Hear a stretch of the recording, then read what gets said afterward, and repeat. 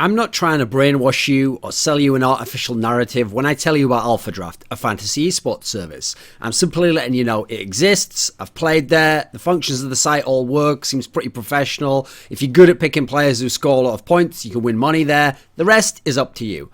Now, there are a lot of bullshit narratives which are pushed and forced and are obviously part of people's agendas for obvious ulterior motives in esports, and some of the ones that I really don't like. I mean, I'll give you a few off the top of my head. The notion that all the top teams can all beat each other, and the way they do that as if to homogenize all top teams into just this group of like 5 or 10 teams. And, it's just almost random luck as to where, whether the sun's shining one day, whether it's raining another, as to who wins. I mean, in reality, this is almost never true. It usually ignores the fact that you have tiers of teams even within the top teams. Like, these ones are going to make the final nearly every time. This one's going to be a favorite all the time. This one has a chance but has to get the right matchup. Also, that kind of scenario usually ignores matchup issues. Like, sometimes the second best team loses to the 7th team, but specifically because of how they match up, the maps they're good on, or the champions they're good on, depending on what game. Let's see, CSGO, League of Legends.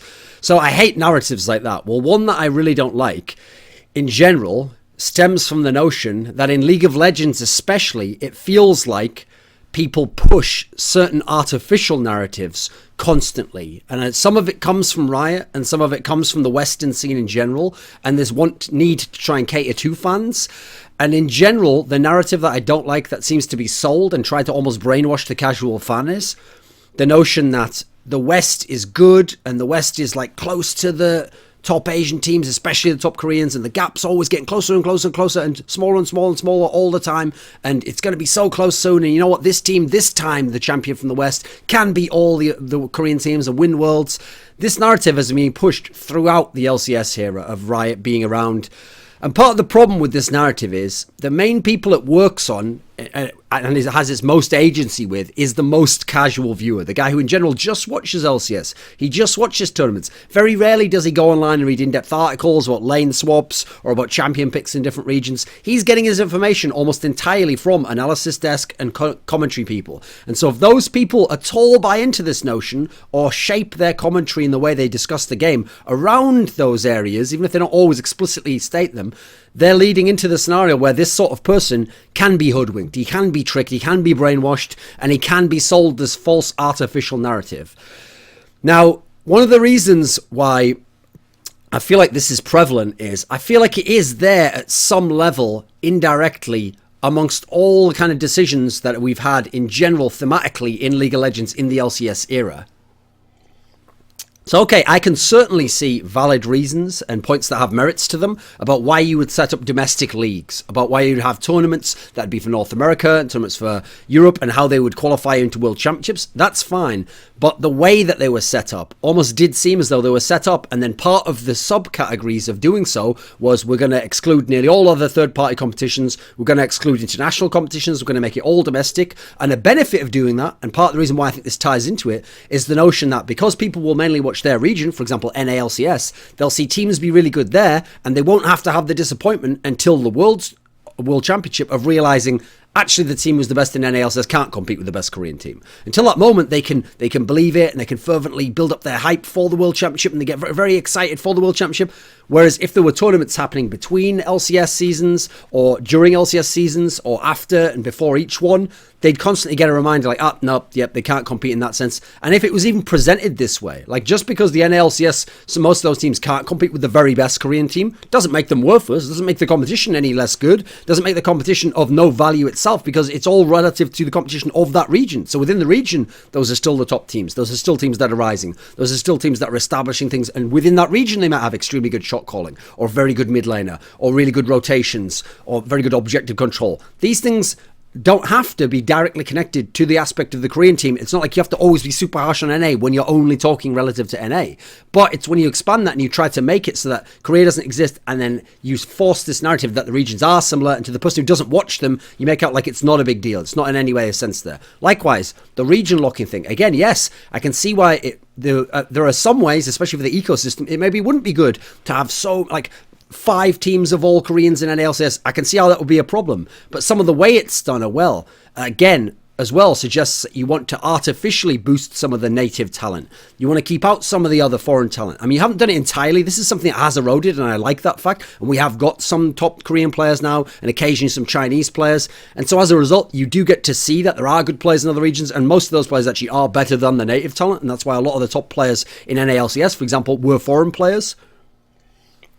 Likewise, the lack of international tournaments. By not seeing your teams, who are Western teams, go to these international tournaments and not just lose once or twice, or come close and then lose, or get smashed once, but see them over the stretch of like 10, 20 tournaments get beat down and get consistently beaten, and even a miracle win gets beaten in the next round by the next best Korean team. If you saw that enough, there wouldn't even be these kind of debates. And another area. So when you treat certain games or certain wins as though the context of them was irrelevant, and you try to remove as much context and nuance as you can to force this very simplistic narrative that doesn't actually really work or seem reasonable, and is disingenuous when you know the context of the circumstances. So obvious examples to me would be in Season 4 Worlds, when TSM won that game, I think it was Game 3 against Samsung White in the quarterfinals, acting as though that's a totally legitimate win. Samsung White lost it because they totally misplayed everything, and just they were trying their best and trying to play standard and play to the top of their level, but they fucked it all up, and TSM played an excellent game and won.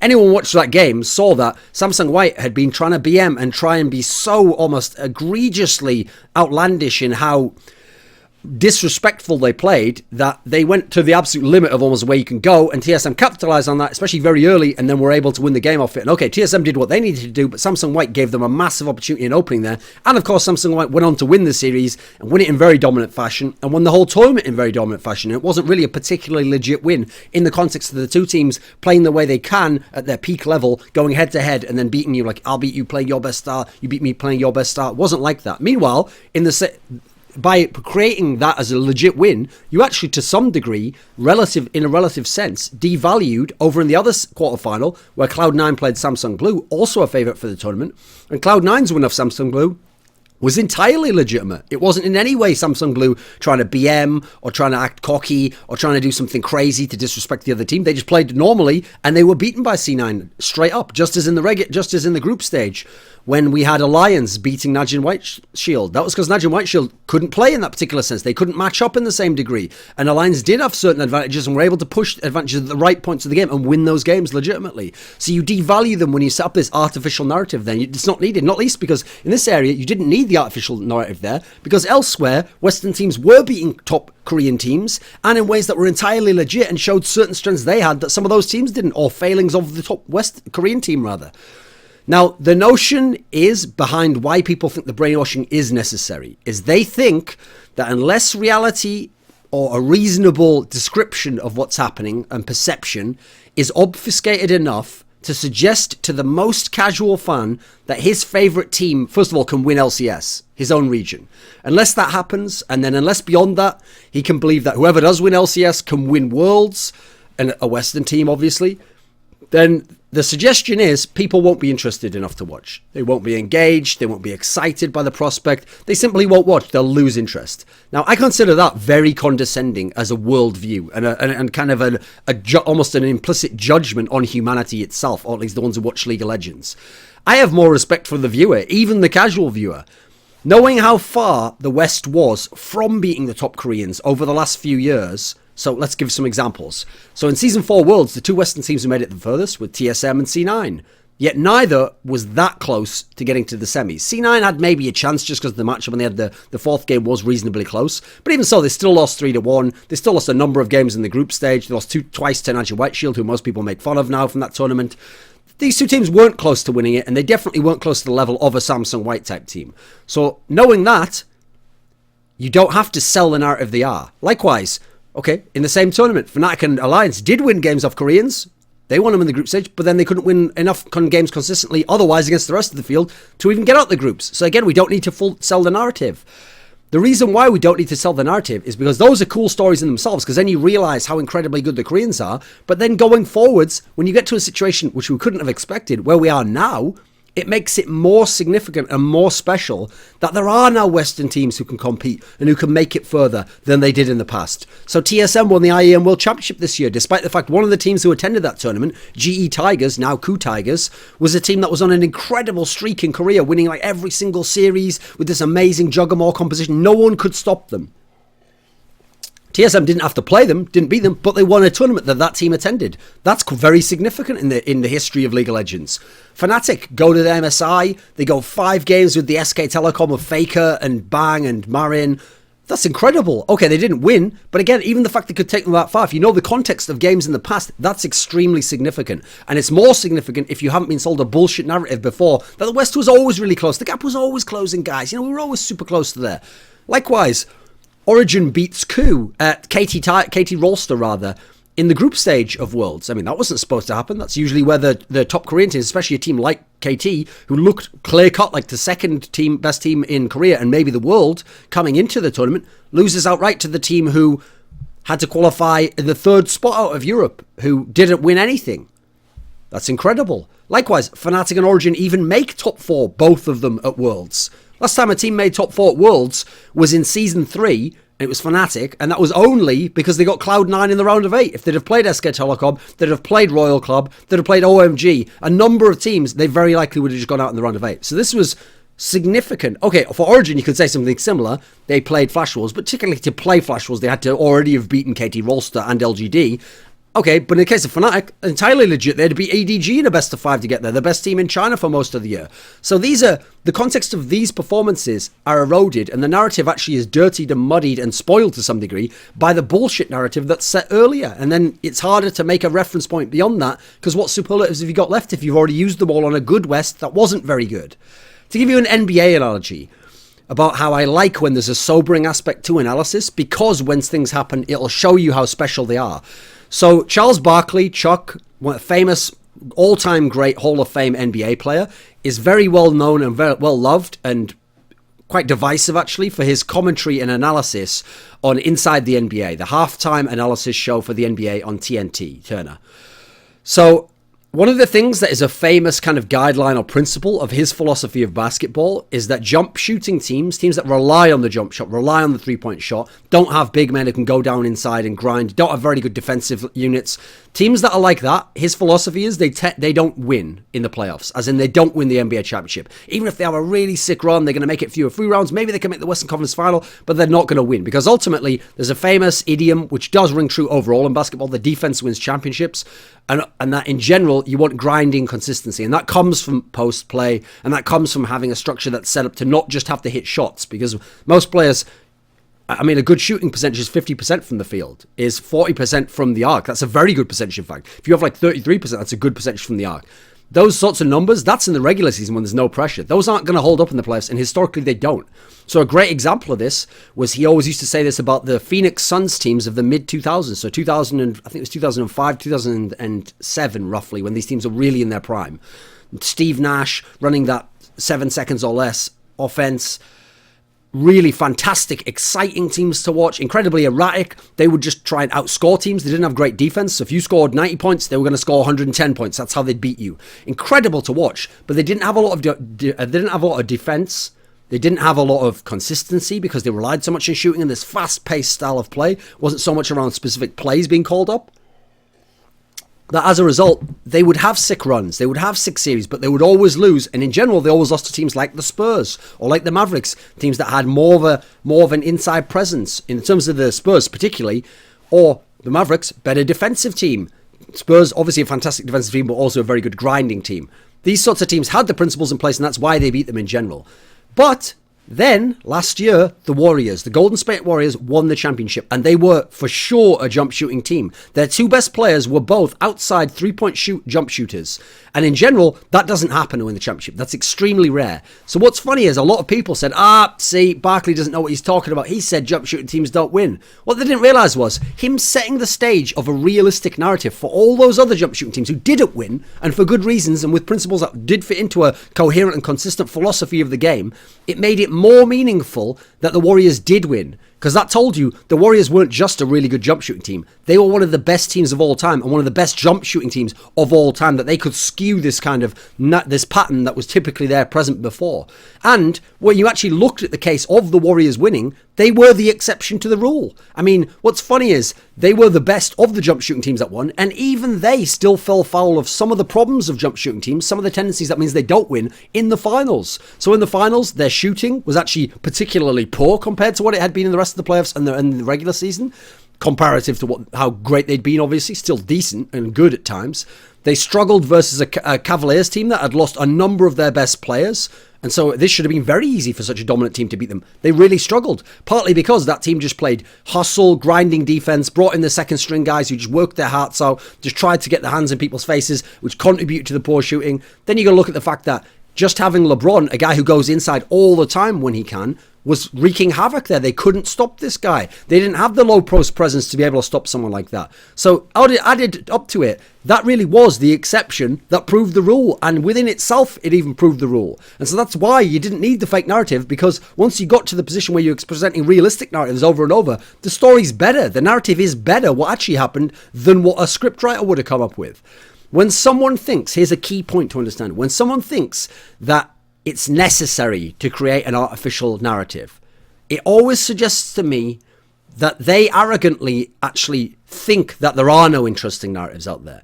Usually, they don't know enough about the game. They don't know enough about how to read the narratives and read the language of the game to create the narratives that actually already exist, to create a story around them, to build those into what's happening, that they think, this is just like boring and there's some games going here and this team will never win against Koreans, so there's no story there. So we've got to create a sexy story. We've got to create like a cool aspect to it. They think it's like a TV show where they have to keep coming up with cool storylines and bringing in new characters and will they, won't they on the romantic leads. That's not actually necessary at all. It's not necessary to come up with those. It's definitely not necessary to force them on the viewer. In every scene, you just have to listen. You have to listen, you have to look, you have to observe, you have to understand what's happening, you have to understand the context, and when you do that, the game speaks to you. It will tell you the narratives and the stories that are meaningful and significant on a base level to all people who watch the game. So I'll give you an example. Let's go with the last NALCS split, shall we? So for example, what a great storyline Gravity had. This team that before the split, their owner was saying, we're going to be top 4, and everyone was laughing, sort of like, yeah, come on, mate. Like, you were like a 56 team last time, and you haven't particularly upgraded any super duper players in general, and so where's that going to come from? But as the split went on, they put together this crazy run where they had all these interesting cheese picks, and they really abused the fact that Keen would play all these off-meta mid-lane picks, and they'd always wait on the right side to be able to counter-pick that, and then as a result, they caught so many teams off guard, and then their new jungler Move came in with his Sightstone style, and he was able to have quite a unique effect on the game at that point in time in NALCS, and they were winning all these games, and they were going to the top of LCS. What a cool story. But then they fell off. Then that didn't hold up in the playoffs. Then they couldn't abuse the side advantage as much. Then these particular things, people were ready for them. People had a strategy to deal with them and neutralize certain players, and it fell off. So if you followed the realistic story there, then it was great. But what happened instead? People sold you this narrative. Now, Gravity are just the best team in LCS. They've figured out a new style of play, and the way they play the certain champions is kind of genius, and their shot calling is fantastic. None of these things were the case. This was oversold, and so actually spoiled the real narrative of a great Cinderella run that eventually faded away towards the end. And the reasons why it went up were really interesting to analyze, and in hindsight we look back and we see some great points from there. But the reasons that they came back down to earth as well are also significant, and also were hiding behind some of the reasons they succeeded in the first place. Their strength was hidden within their weakness. All the way around. Weakness within their strength, as is often the case if you really look at these things. Likewise, you look beyond that. So CLG had their problems again, as they always do, during like the first third, then the mid of the split, where they would lose like the key game and they were only winning against the lesser teams. Then everyone was like, same old CLG. But then they gradually started to overcome that. Then suddenly they finished the split strong. Then they went into the playoffs and they were dominant, and they went all the way through and they won, and they even beat the team that always beat them in the finals. Again, what a great narrative this is. You don't have to add anything here. There's nothing artificial. The game tells you what happened there. That context is fantastic. TSM were falling apart after the second half of the split. They literally they removed their coach. There was arguments going on, but then they get it all together right at the end. Even though at the end they couldn't even capture a good seed. They were like 5th seed, their worst seed ever or something.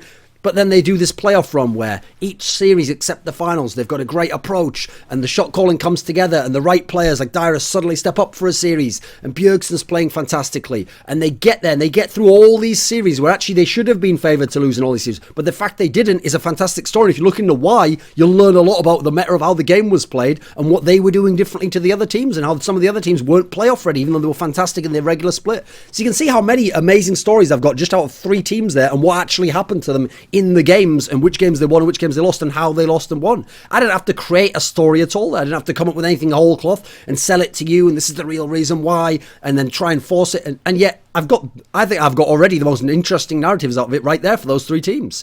Part of the problem with these artificial narratives, which are created in that fashion, whole cloth usually, or even worse, where you want something to be true or someone to believe and perceive something as true and you reverse engineer a narrative out of it that gets them from this position you can't possibly be at in reality now to where you are now and bridge that gap, as it were, close the gap, then part of my problem is they don't tend to go anywhere. Like if you sell the people the idea from season 3 onwards that the Western teams are super close to the top Korean teams and maybe Cloud9, this dominant NA team, actually will just outright beat SK Telecom and win Worlds, it doesn't go anywhere. I mean, for a start off, it's not going to work. Even if every now and then you have a fluke win and upset, that's not going to hold up to the next time because there isn't substance to this. The game isn't telling you this. You're ignoring what the game's saying. You're removing the nuance of what the game says, and you're reducing everything to a sentence. Oh, the West is close to Korea, or whatever. So as a result, even the most casual viewer, if he watches long enough, will eventually cotton on to what's happening. He'll figure out that this isn't quite right. This is kind of bullshit what I'm being sold here. Consider how many years, even up to this year, people were calling Monty like a Korean dick sucker for saying Koreans would win. Now, it's not like he said every Korean would win. It's not like he said Koo will just who at the time were the 3rd best Korean team, they'll smash every Western team and just dumpster all over Fnatic's face. Not necessarily. That would be an extreme exaggeration of his opinions. He was saying the best Koreans, as usual, will end up winning the championship as they have done in all the past 3 Worlds and have done in the majority of the international tournaments and have an insane record of dominance over international tournaments in League of Legends history. Now, what's funny is it took 2 or 3 or 4 seasons for people to really start to accept that this isn't just being biased in favour of Koreans. There's something to this. Now, part of the reason why it took them so long is because of this structure in the West, this artificial narrative that the Korean teams aren't super duper well ahead. Maybe if one of them's really dominant there, that's just because their scene actually lacks certain qualities. And, maybe China's better than them. Whatever reason it would be, whatever was set up as the narrative, eventually that may have feeded into people saying he was a dick sucker, but it took this many years for people to realise, maybe there was something to that. I mean, in games like StarCraft 2, where for the first few years, Westerners were facing Koreans every month or two, and were getting beaten down and consistently losing, and even the great runs, the exceptions, which were sick, couldn't be repeated by the same guy at the next tournament. When this happened in general, and then you had an exception like a Stefano, or exception like an Nanowai who could be brilliant and really make it deep and beat these top Koreans, then you realised actually, there's not even a debate. There's no point even having, who would even contest in StarCraft 2? Koreans are better than Westerners as a general rule, and they will usually win the tournaments. That's like beyond obvious, and pretty much every casual fan understands this.